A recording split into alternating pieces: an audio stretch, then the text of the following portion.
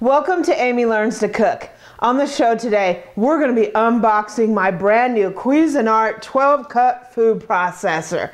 Now, I got this on an incredible sale for Memorial Day weekend, and I purchased it because the current food processor that I have is only 7 cups, and I needed something larger. This is going to be a great addition to our kitchen. So let's unbox the Cuisinart 12-cup food processor.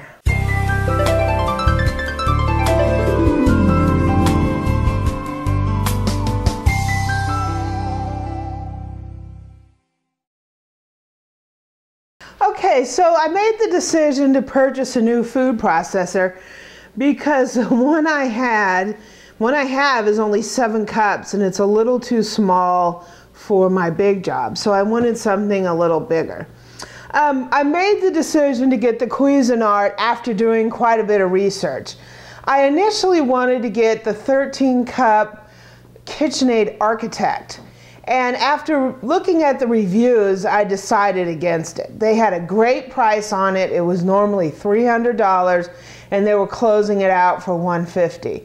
And I really considered that one, but the reviews are very bad. It usually gets 3 stars on most websites, and there's issues with the locking mechanism. These food processors have to be locked in for them to start. And people had trouble with the locking mechanism, and then the food processor won't start.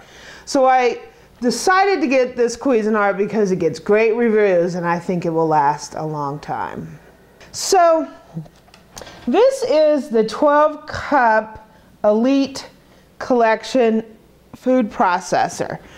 And one thing I liked about this over their other brands is the classic food processor has little paddles in the front that you hit to turn it off and on and off. And I figured the way I cook, I'm pretty messy, stuff gets everywhere, and those paddles might not be that great to clean. So I took that one off the list. There's another one that I almost purchased.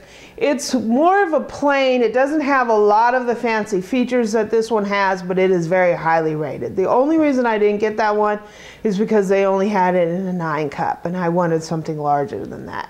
So I chose this 12-cup. And what's great about this 12-cup is that it has a really wide feeding tube. So you can put big pieces of onion, big pieces of zucchini to slice, big chunks of cheese, and it won't get caught up in there. It also has a small one if you're doing something small. It also has a seal in here, and the lid doesn't have to twist on there. You just put it on and click it in. I really like that. It has 2 work bowls, a large one and a small one. It has the touchpad that I like better than the little paddles in front. And it has this seal technology, as they call it. And what that means that if you're trying to pour something out of this, usually you have to stick your finger in the bottom to hold the blade in, otherwise it will leak. This one, the blade clicks in there, and when you pour, you don't have to hold the blade. It'll just, it'll stay tight and won't leak. So these are some of the features that I really like that made me decide on this one. Let's unbox the food processor. Okay, so let's open our food processor.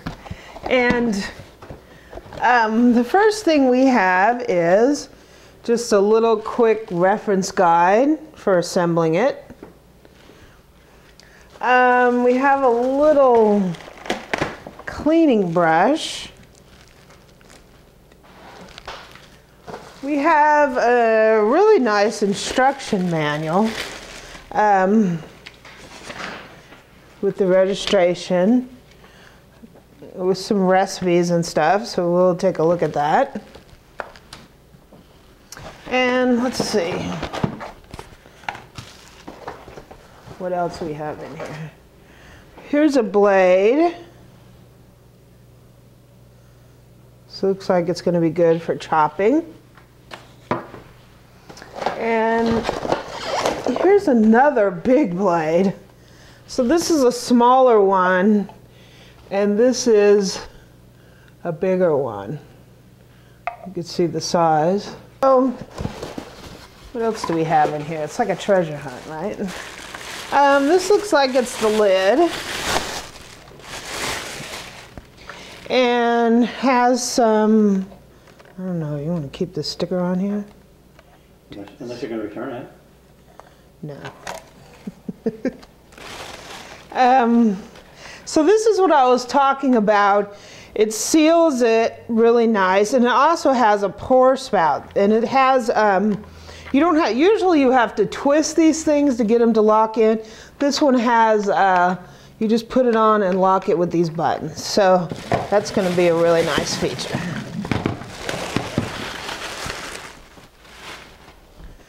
Okay, so let's see what else we have in here. We have, looks like a blade. This is a slicing disc.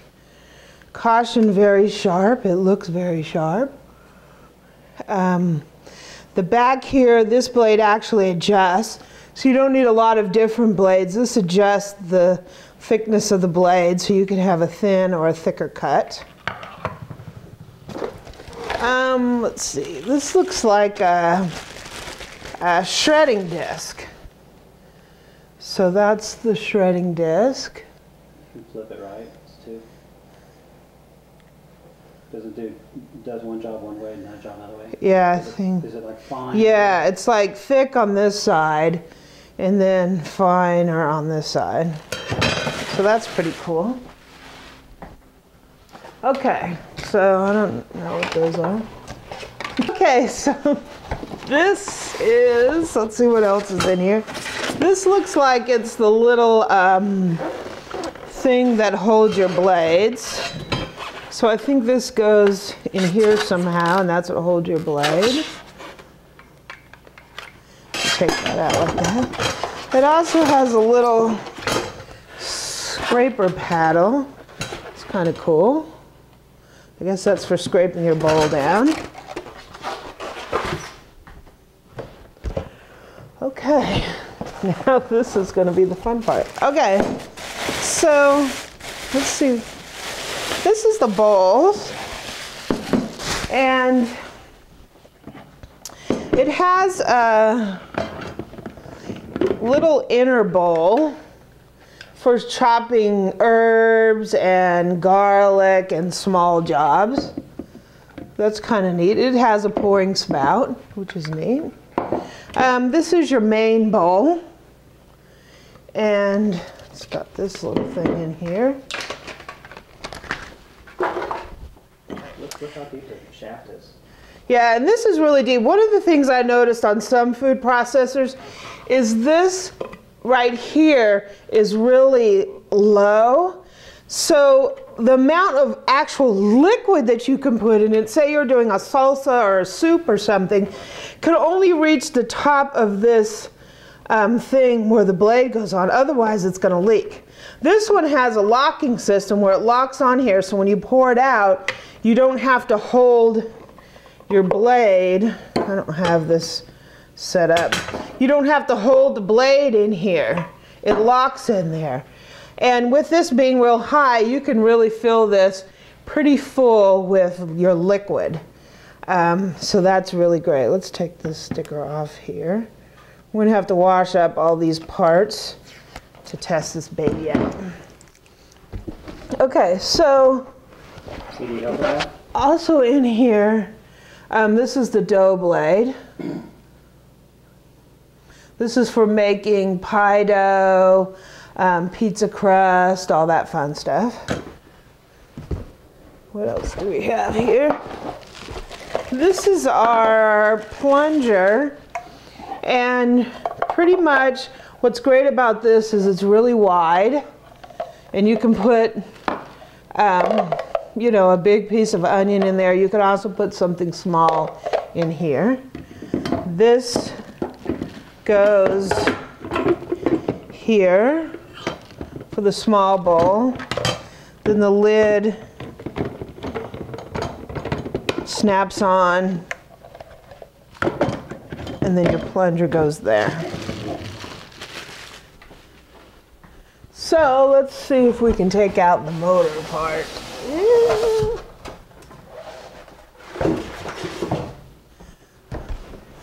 These things have a lot of parts to them. One thing that this food processor doesn't have is some of them come with a box to put all your parts in. That's one downside of this one, is it doesn't come with a box for your parts. So I'm going to head out to my local home improvement store and buy a little box, plastic box that I can keep these parts in. Because yes, I do have a food processor that I lost the parts. So give Eric a heart attack back there. Okay, let's see if we can get this thing out of here. So here's our base unit, and this is where your motor is. It doesn't have a retractable cord, which would be nice. It does have this thing that you can wind the cord up on. I don't know why they don't make retractable cords. So with this, you just put the bowl on, like that. And there are mini bowls right here. And we'll put the lid on and it just snaps. Instead of my old one, you had to do this twisting motion, which was really a pain to get them to line up. This is really easy to get it to line up. Okay, so to put our blade in, we're pretty much just going to take our little piece here, stick it in there, and it's going to lock in there. You can adjust it here. That adjusts the size of the slicing. You could do it really narrow. I don't know if you can see that, or really high. And you just put it right in here, and your blade is in. So put the lid on, make sure it's tight in there. To operate it,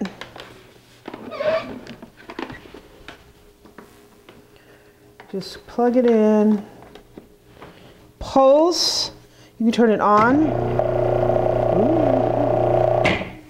or you can pulse.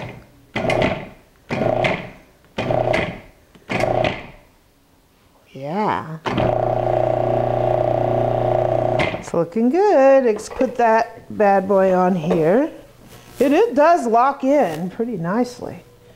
And we put our lid on and do a little chopping. Ooh. It's gonna be fun using this. One great feature of this is if you're making a pesto or something like that and you chopped your basil or your herbs in here, this has a drizzle feature. And what it does is at the bottom here, there's a little hole in the pusher. And what the hole does is it kind of regulates the speed of how your olive oil is going in. So if you drizzle your olive oil in really slow, it gives it the perfect drizzle for making your pesto. So that's also a great feature. You can also put water in there when you're making your pie crust, and it'll drizzle in there just perfectly. Another great feature of this is the pour spout. So this is pretty unique on a food processor. This has a pour spout, so when you're pouring this out, it doesn't get everywhere. That's one unfortunate thing with many food processors, is when you do a pouring, it just goes everywhere. But this has a pour spout, even has a pour spout with the mini bowl in it. One great thing that sold me on this one is the blade locks in here. Because many times when you're using this and you want to pour, most food processors, you have to hold it from the bottom because the blade falls out and then it leaks all through that hole. This one, the blade locks in there, so you can go ahead and pour and that blade isn't going to come out. You don't have to hold it and worry about the liquid. So the liquid, you could really process liquid all the way up to the edge of the top of this. Many of them, the spout only goes to about here. So this is about as much liquid, maybe 4 cups of liquid that you can put in this thing. This thing, because it's so high and the blade locks in, you can do a really large amount of a liquid item in this cup. So that's a great feature. My initial reaction to the Cuisinart 12-cup Elite food processor is thumbs up. So we're going to get some ingredients, we're going to wash all this up, and we're going to get some ingredients, and we're going to test this baby out. So check out my next video on my review of the 12-cup Cuisinart food processor. If you like this unboxing, please subscribe below because there's a lot more videos on the way.